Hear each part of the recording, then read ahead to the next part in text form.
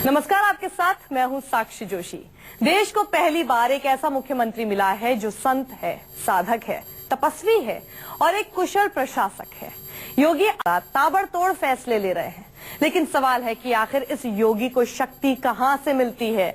आदित्यनाथ को कुछ अलग हटकर करने की प्रेरणा कहां से मिलती है? कैसे सिर्फ 4 घंटे सोकर आदित्यनाथ हमेशा फ्रेश रहते हैं? उसके पीछे है योगी का शयन कक्ष, क्योंकि ये है आदित्यनाथ का आध्यात्मिक बेडरूम।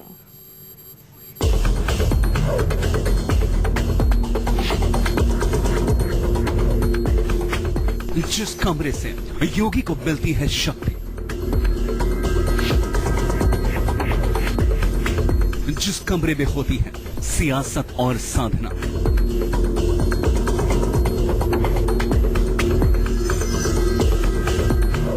उस कमरे से अब तय होगा यूपी का भविष्य। उत्तर प्रदेश के अंदर कानून का राज हो, इस संबंध में उत्तर प्रदेश के अंदर क्या प्रभावी कार्य हो सकते हैं, यही सब निरीक्षण करने के लिए आए हैं। क्योंकि ये है एक मुख्यमंत्री का सबसे अनोखा शयन कक्ष।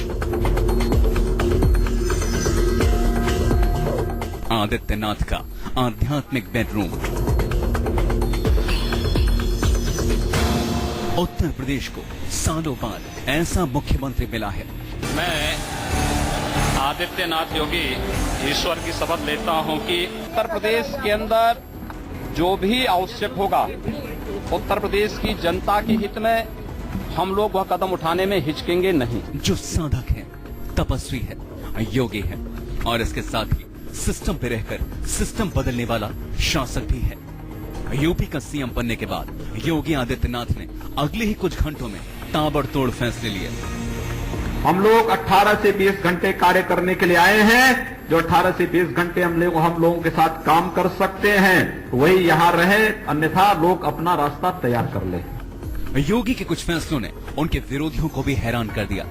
सवाल है कि आखिर योगी आदित्यनाथ को ये शक्ति कहां से मिलती है?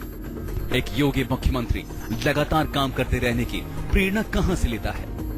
आज देखिए आदित्यनाथ का वो शयन कक्ष, आज देखिए आदित्यनाथ का वो कमरा जिसमें वो सोते हैं। आप सोच भी नहीं सकते एक मुख्यमंत्री का बेडरूम ऐसा भी हो सकता है। आमतौर पर एक राज्य के सबसे बड़े पद पर बैठे व्यक्ति का बेडरूम बेहद आलीशान होता है। मखमली बिस्तर के साथ वहां सभी आधुनिक सुविधाएं होती हैं। बेडरूम में एसी के अलावा बैठने के लिए सोफा होता है। ऊपर लटकता हुआ आलीशान झूमर होता है। जमीन पर बेहद महंगी कालीन होती है। लेकिन आज देखिए उत्तर प्रदेश के मुख्यमंत्री का बेडरूम, वो कमरा जहां दिन भर की थकान दूर करने के बाद योगी आदित्यनाथ सोने के लिए आते हैं। वो कमरा जहां आदित्यनाथ अपने निजी पल बिताते हैं। तो सुनिए, योगी के मुख्यमंत्री बनने के बाद 5 कालिदास मार्ग यानी यूपी के सीएम आवास में बदलाव किए जा रहे हैं। जानकारी के मुताबिक आदित्यनाथ ने साफ कहा है उनके कमरे में एसी नहीं होना चाहिए, यानी आदित्यनाथ भीषण गर्मी में बिना एयर कंडीशन वाले कमरे में सोएंगे। पंखा लगा हुआ है कमरे में उनके। एसी नहीं होते? एसी बहुत कम इस्तेमाल करते हैं, पंखे का इस्तेमाल होता है।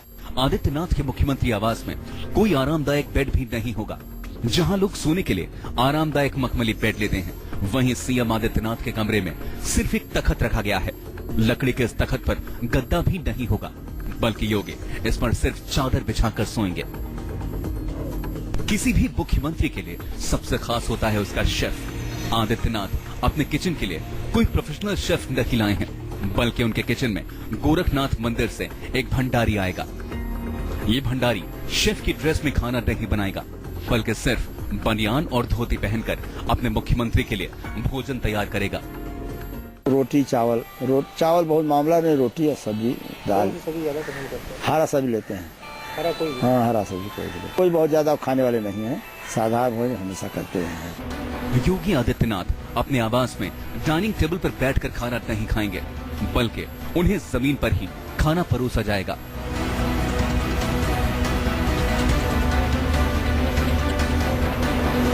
आमतौर पर किसी हाई प्रोफाइल शख्स के घर में इटालियन क्रॉकरी होती है, जिसमें बेहद आलीशान सेट होता है। कप प्लेट्स और दूसरी चीजें बेहद भव्य होती हैं।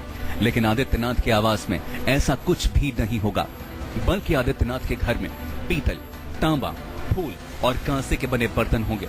उत्तर प्रदेश के मुख्यमंत्री स्टील के ग्लास में पानी नहीं पिएंगे, बल्कि उनके लिए अलग से तांबे का ग्लास और लोटा रखा गया है जिसमें वो पानी पीते हैं। अब सुनिए योगी आदित्यनाथ के घर से जुड़ी कुछ और बड़ी बातें। योगी आदित्यनाथ ने अपने आवास से चमड़े के सभी सामान बाहर करवा दिए हैं। चमड़े के सोफे की जगह अब योगी के घर में कपड़े का सोफा रखा गया है। सिर्फ यही नहीं, आदित्यनाथ के घर में एक गौशाला भी होगी। नियमित रूप से गाय की सेवा करने वाले आदित्यनाथ मुख्यमंत्री आवास में गौ सेवा भी करेंगे। बताया जा रहा है कि 4 से 5 घंटे की नींद लेने वाले योगी आदित्यनाथ बाकी समय में कामकाज में जुटे रहना ही पसंद करते हैं। सुबह जल्दी उठना उनकी पुरानी आदत है। योग और व्यायाम भी उनकी दिनचर्या का हिस्सा मानी जाती है। कहा यह भी जा रहा है कि अपने 5 कालिदास मार्ग स्थित सरकारी आवास पर सुबह उठने के बाद योगी आदित्यनाथ गौ सेवा भी करेंगे। इसके लिए गोरक्षनाथ मंदिर से उनकी गाय भी इस सरकारी आवास पर लाई जा रही है। यानी योगी ने अपने मुख्यमंत्री आवास को पूरी तरह से बदलने के लिए निर्देश दे दिए हैं। आदित्यनाथ अपने ढंग से काम करेंगे।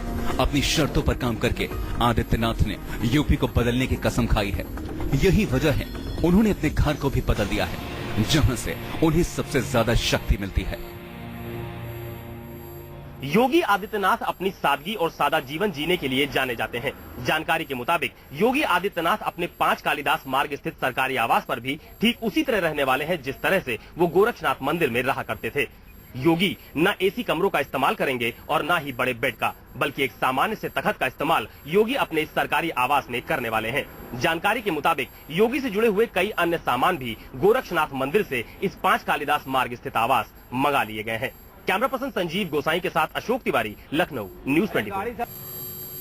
साफ है आदित्यनाथ ने अपना आवास पूरी तरह से बदल दिया है, लेकिन ऐसा नहीं है वो ऐसा पहली बार कर रहे हों। गोरखपुर में भी संत आदित्यनाथ इसी जीवन शैली को अपनाते थे।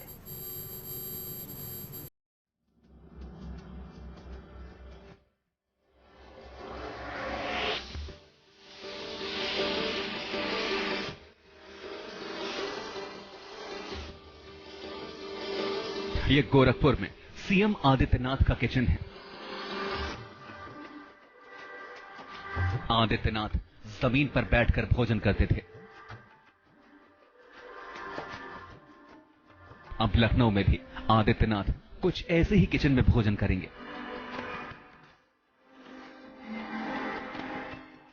रविवार को गोरखपुर पहुंचे आदित्यनाथ ने वही दिनचर्या अपनाई।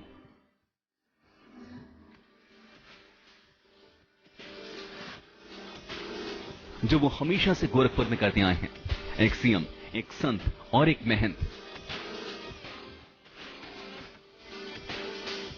गोरखनाथ मंदिर में योगी आदित्यनाथ के ये तीनों रूप एक साथ देखने को मिले। गोरक्षनाथ मंदिर से जुड़े हुए योगी के नजदीकी लोगों का यह मानना है कि मुख्यमंत्री बनने के बाद भी योगी की दिनचर्या में बहुत ज्यादा परिवर्तन नहीं होने वाला है, क्योंकि लोगों से मिलते जुड़े रहना योगी को पसंद है और जनता से जुड़े रहना वो अपना धर्म समझते हैं। इस घर को देखिए, यही वो घर है जहां योगी आदित्यनाथ रहते थे। गोरखपुर पहुंचे तो विश्राम के लिए आदित्यनाथ यहीं पर आए। गौशाला के बाद आदित्यनाथ अब निकल रहे हैं, विश्राम करेंगे। उनका 1 घंटा विश्राम का होता है। गौशाला से आने के बाद सभी पूजा पाठ, गौशाला से आने के बाद लगभग 1 घंटा वो विश्राम करते हैं और किसी से मिलते नहीं हैं। आप देख सकते हैं कि गोरखपुर की जनता यहाँ खड़ी हुई है।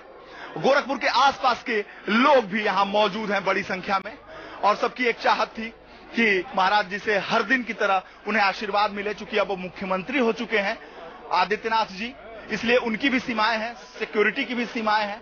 इसलिए और लोगों को जो अंदर जा सकते थे उन्हें बैरिकेडिंग के माध्यम से रोक दिया गया। आप देख सकते हैं सुरक्षा बल यहाँ तैनात हैं। सिक्योरिटी के लोग एक एक करके हटा रहे हैं। मीडिया के लोगों को भी हटाया जा रहा है।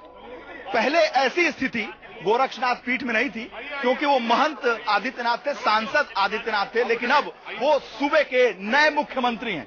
आप देखिए पुलिस के लोग लोगों को रोक रहे हैं, चूंकि उनकी भी सीमाएं हैं। उन्हें अब सीएम सिक्योरिटी के तहत काम करना है। आदित्यनाथ जी इसी भवन में रहते हैं, ऊपर की तरफ वो रहते हैं। अब गौशाला से वो ऊपर चले गए हैं। नियमित रूप से जो काम था उन्होंने किया और 1 घंटा वो अब विश्राम करेंगे अपने इस निवास स्थान में।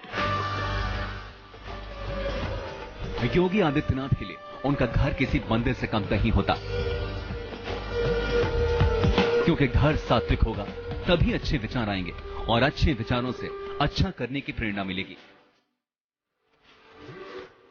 वीरेश पांडे, गोरखपुर, न्यूज़ 24।